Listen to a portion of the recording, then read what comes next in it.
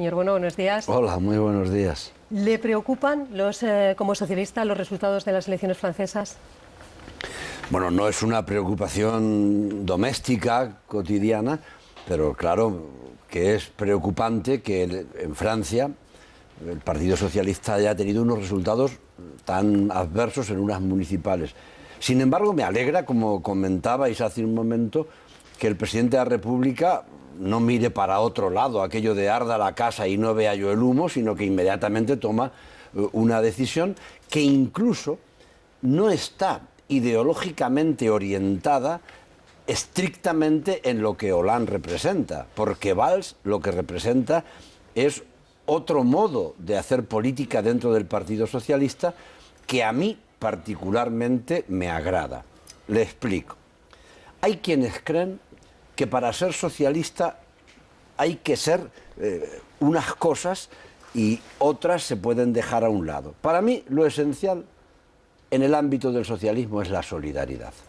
Hay que estar ayudando a aquellos que menos tienen y procurando que esa ayuda proceda de aquellos que más tienen a través de los impuestos. En esto creo que hay que ser radical, pero en los demás aspectos yo no entiendo que la izquierda socialista no sea moderada. Por ejemplo, hay quienes creen que solo los socialistas podemos ser ecologistas y algunos piensan que ser socialista es solo ser ecologista. Pues mire, no. Se puede ser ecologista y no ser socialista. O se puede ser, por ejemplo, socialista y no ser anticlerical. Incluso se puede ser cristiano, se puede ser creyente. No tiene por qué ser una persona federalista para ser socialista. En Francia no son federalistas y pueden ser socialistas. Se puede no ser radical y ser socialista. ¿Qué diría don Indalecio Prieto o don Julián Besteiro si pensaran que el radicalismo es la identidad? Bueno, y hay quienes piensan que para ser socialista hay que ser nacionalista, que esto ya es el colmo, ¿verdad? Me parece un disparate. Bueno, pues el señor Valls yo creo que representa en Francia un modo de hacer política que no tiene que ver con este radicalismo que en algunos ámbitos se ha identificado al socialismo. ¿Y estos resultados no podrían ser un anticipo de lo que puede pasar, por ejemplo, en las elecciones europeas? Un alto índice de abstención, auge de la extrema derecha. ¿No podría ser eso un anticipo de lo que puede ocurrir el 25 de mayo? No, mire, de entrada el 25 de mayo lo que sería deseable que ocurriera es que haya mucha participación, pero lo que es previsible es que quizá no haya tanta. Porque fíjese, las elecciones europeas faltan menos de 2 meses y yo no veo emoción o tensión electoral apropiada para estas fechas. Es más, en cualquier lugar del mundo que hay elecciones, las personas que se someten a ellas están nerviosas, ¿no? Un alcalde tiene elecciones en su pueblo y por chico que sea el pueblo está nervioso, porque seguiré, no seguiré, ¿no? En Europa, la Comisión Europea hasta ahora, los comisarios estaban más tranquilos que el pupas, porque gane o pierda su partido, ellos siguen. ¿Quién conoce a un comisario europeo? Prácticamente nadie. Incluso, fíjese, hemos constituido una Europa sin alma actual, ¿no? Que no vive emociones. Ahí parece que solamente viven funcionarios y burocracia. Y eso no puede emocionar más que probablemente a los funcionarios y a la burocracia. Pero Europa tiene que tener alma, tiene que recuperar emociones.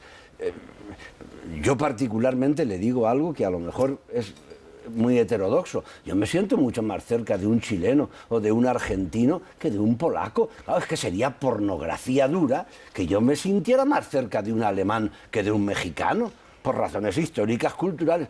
Luego, ¿cuánto tenemos que avanzar?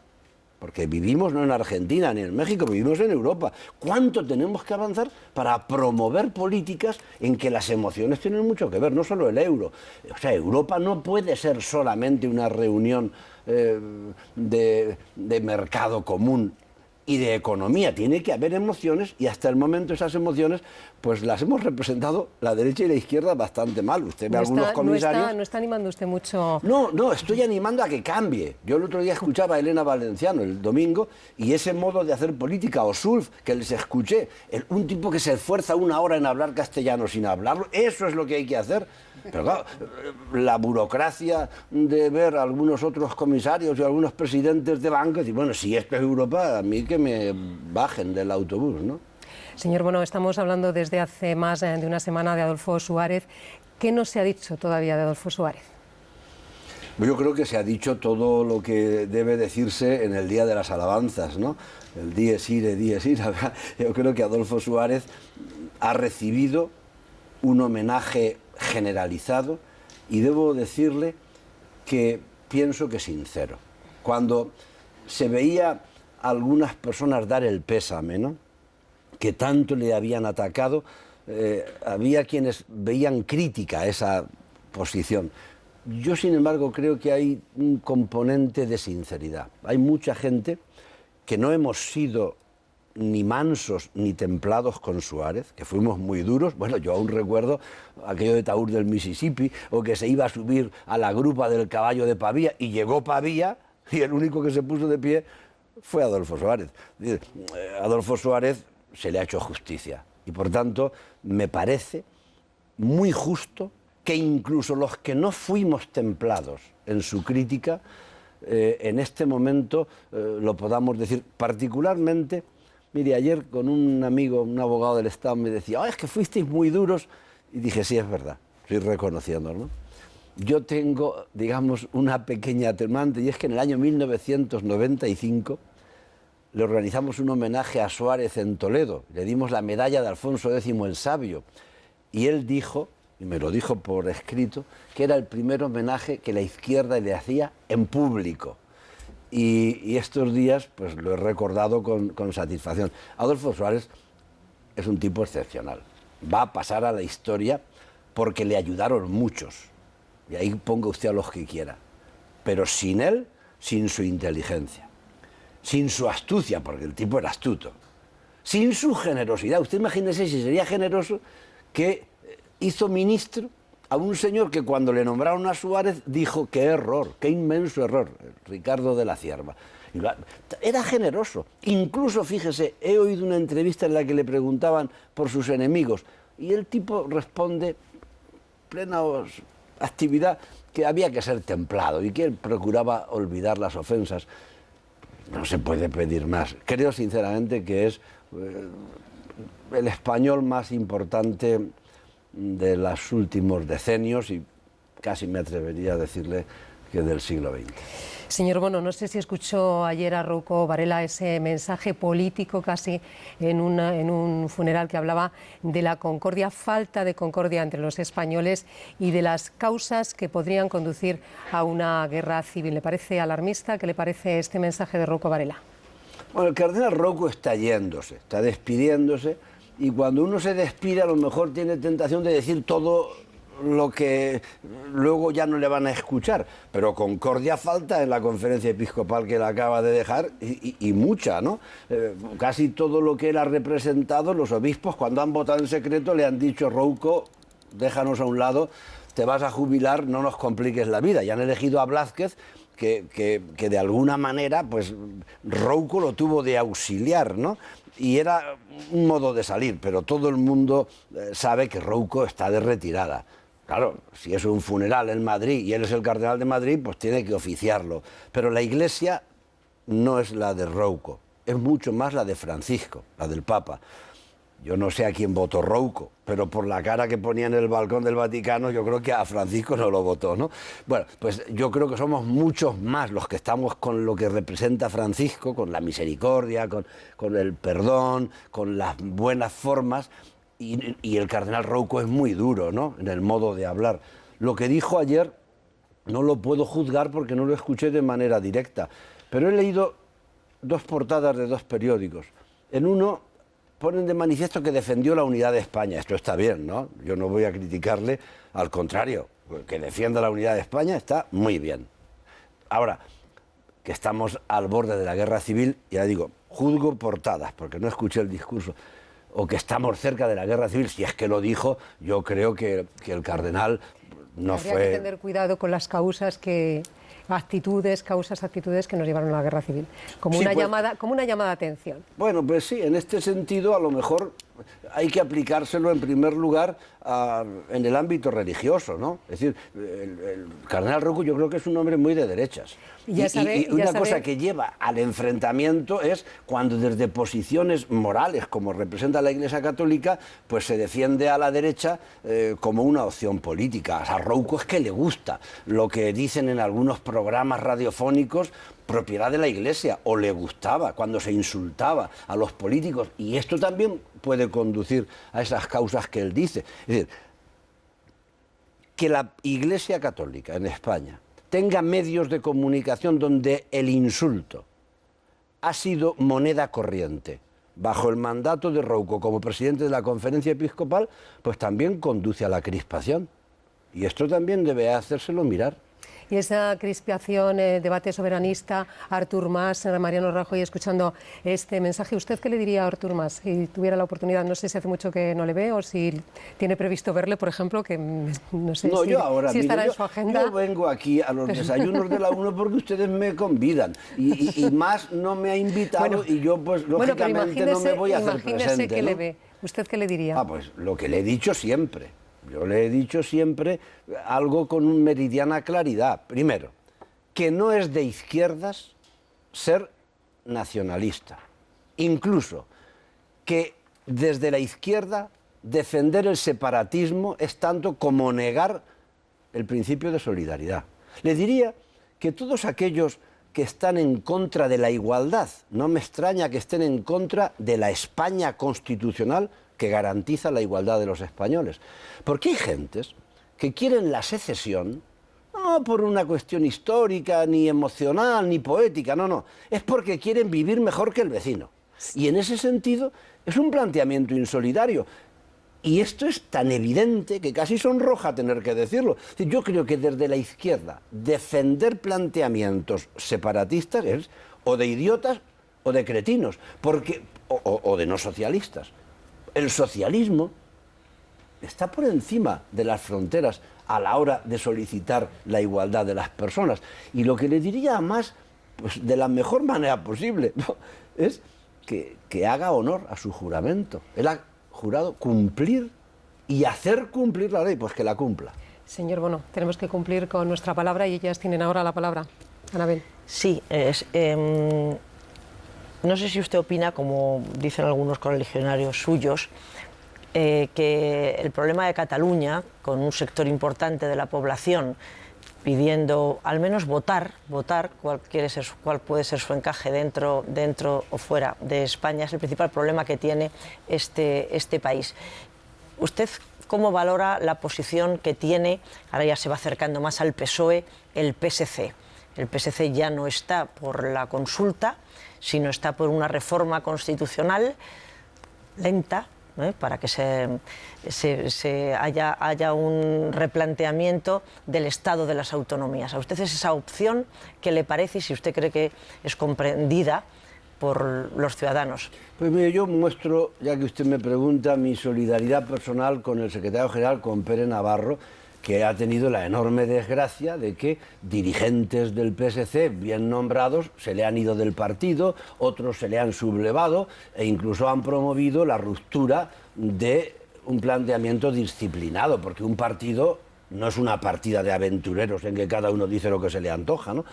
En ese sentido, pues me produce tristeza que un partido como el PSC, que tuvo más del 40% del voto, esté hoy en el 14% del voto, ¿no?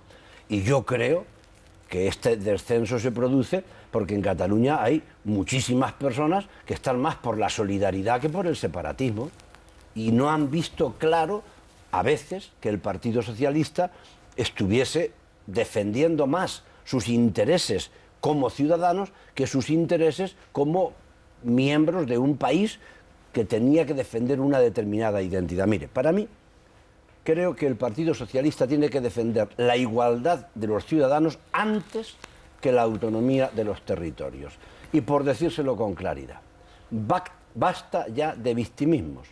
Las víctimas de todos los pueblos y de todos los países del mundo son los pobres, son los que no tienen para vivir, los que no llegan a fin de mes, y que nos dejen ya de cuentos identitarios, porque eso no es lo esencial, ni son las víctimas. Las víctimas viven en Sabadell, o viven en cualquier ciudad de Cataluña o de Galicia o de Andalucía, y los socialistas hemos de ser solidarios con las personas, no con sus partidas de nacimiento. Y en ese sentido debemos dar un mensaje solidario mucho más claro en todo el país. Y si desdibujamos nuestra imagen como socialistas, no nos irán bien las cosas.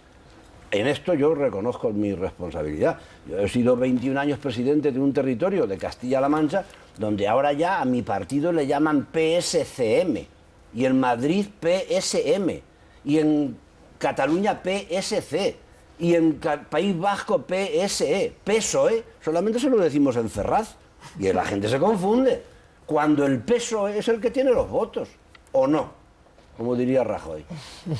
Yo le quería, a ver si podemos hacer un paralelismo entre Francia y España, entre el socialismo español y el francés, y no sé si usted ve a Rubalcaba más cerca de Hollande o de Valls, y en caso de que no sea más cerca del señor Valls, ¿quién es para usted dentro del PSOE el Valls español? ¿Quién podría representar esa figura de hacer un socialismo más moderado? Porque el señor Rubalcaba ya expuso en sus mítines y en sus actos que ellos quieren un socialismo que esté ahora en la calle y que parece que no se parece mucho al del señor Valls. ¿Quién es el Valls del PSOE español y cómo ve usted a Rubalcaba, si entre Hollande o Valls? Yo le voy a decir, porque usted, quizá muy joven y no me conoce, usted sabe que yo a esa pregunta no se la voy a contestar directamente. Bueno, pero así un poco... Que yo no le voy a decir el nombre, pues Pachi López, no. O Madina, o la Carmen Chacón. No, yo eso no se lo voy a decir. Pues podría decir un esfuerzo. Sí, pero bueno, ¿quién está más cerca? Claro, a lo mejor la pero señora Susana Díaz está más cerca de Valls. Pero yo es que... ustedes me invitan y yo asisto, pues yo digo lo que creo que debo decir, aunque no sea un titular, ¿no? Mire, a mí lo verdaderamente importante es lo que usted decía ahora, que el Partido Socialista ocupe las zonas templadas y moderadas del espectro nacional.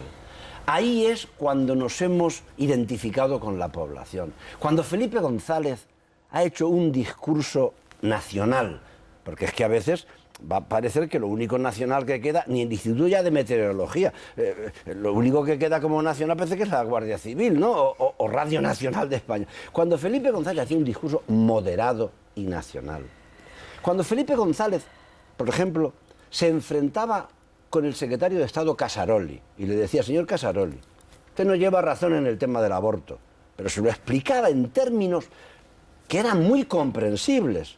Felipe González tuvo muchas mayorías absolutas.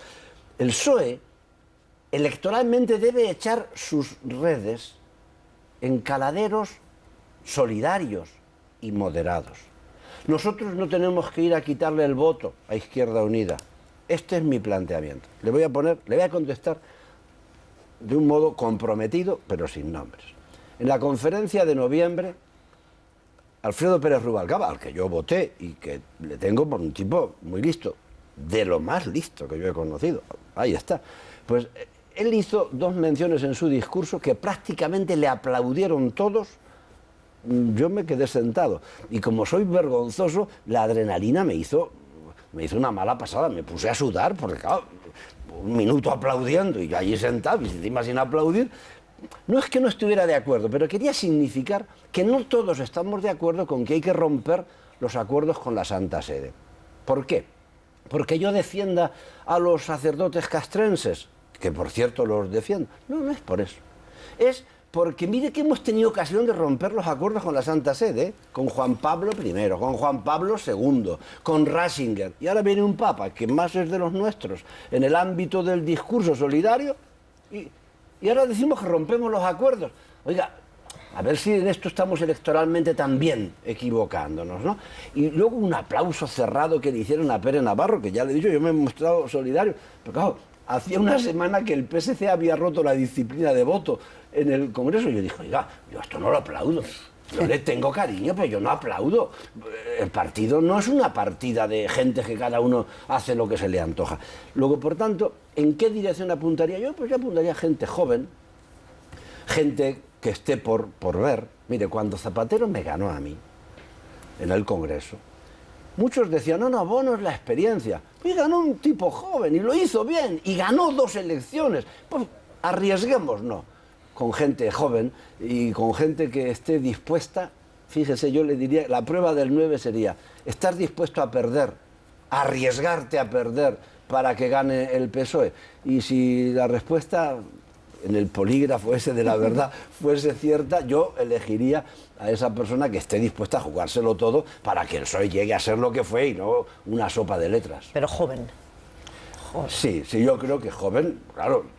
Si yo ahora le contestara a usted, Anabel, que viejo, ni en prisa me metería la información. No, tiene que ser joven, Ya que yo no soy tan joven como Pilar y usted y yo nos conocemos hace mucho, a ver si a esta me la contesta. Venga, a ver. ¿Usted condena la violencia de las manifestaciones extremistas que están ocurriendo últimamente? Lo digo porque usted sabe que su partido, en fin, dice eso de que Suárez se había muerto y no tenía tiempo. ¿Usted No. sí las condena? Bueno, antes un previo, y le voy a contestar rotundamente. Mi partido las ha condenado. Yo he oído a Elena Valenciano de manera contundente 5 días tarde condenarlas. Bueno, ahora estamos más tarde, usted me lo pregunta ahora, y yo le digo, es inaceptable la violencia. La única violencia que cabe en un Estado de Derecho es la que, ajustada a la ley, se dirige a proteger los derechos de los ciudadanos. Y desde mi punto de vista, mire, yo estaba viendo unas imágenes que dieron en televisión en que a un policía en el suelo le estaban poco menos que dando patadas en la cabeza. Eso es lo que yo percibí. Yo estaba con el padre de un policía nacional, buen amigo mío. Estábamos viéndolo. Es un chaval de mi pueblo. Es del Partido Socialista. Estábamos espantados. El padre, que tiene un hijo policía, ¿no? Era lógico. Y yo, que sentía solidaridad con el policía que estaba siendo maltratado. Es inaceptable que se pueda utilizar la violencia y que se justifique de algún modo ese tipo de violencia. Eso no es aceptable. Y por tanto es muy condenable. Y yo es que no tengo nada que a ese respecto decir. Mire, en un Estado de Derecho, el único imperio no es el de las emociones de la derecha o de la izquierda, el único imperio es el de la ley. Y la policía está legitimada para actuar como le digan sus jefes dentro de la legalidad. Pero pegarle a un policía en el suelo y querer romper la cabeza, eso es inaceptable y no se puede consentir. Esto es, desde mi punto de vista, lo que puedo decirle. Pero yo creo que cualquier persona sensata piensa esto, ¿eh? El que no piense esto, hay que llevarlo al psiquiatra. Ahora me dice, oiga, ¿es violencia también la gente que no llega a final de mes? Es gravísima, claro que sí. Y el que la provoca, si lo podemos identificar, es tan condenable como el que le está pegando al policía. Pero oiga, es demagógico querer responder a una pregunta concreta con 1000 respuestas. La respuesta es que la violencia no es aceptable en democracia. Señor José Bono, vamos a seguir ahora con otros contenidos. Gracias por estar con nosotros en los desayunos. Muy amable, muchas gracias.